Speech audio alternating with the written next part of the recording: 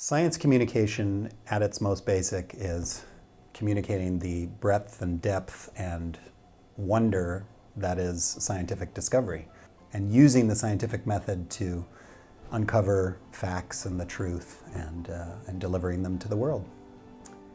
I think science communication is important because we live in times that are ruled by science, and we need the kind of best possible information to make the best possible decisions, especially when it comes to the many challenges facing us in our lives, whether it's the best job to have or something at a little more global scale, like how to feed 10 billion people by 2050. We're going to need great science to get answers to those questions.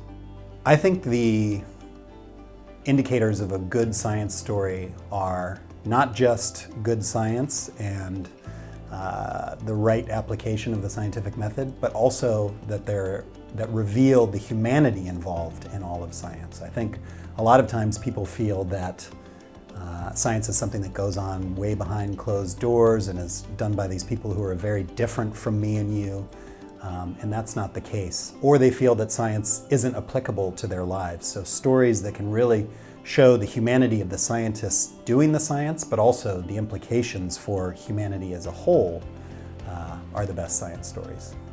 So my tips for science storytellers obviously follow up on that. What makes a great science story? You need to really dig to get past the science itself, whether that be something about, I don't know, climate change or evolution or whatever else it might be, to get to the actual scientists and what it was like for them to do the science and to kind of demystify this whole scientific process.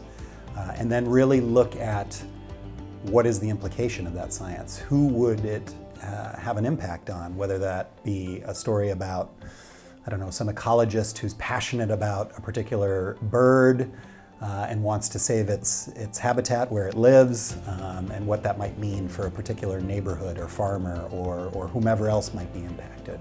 And really look at the human beings that are involved in this, what could otherwise be a dry, remote science story.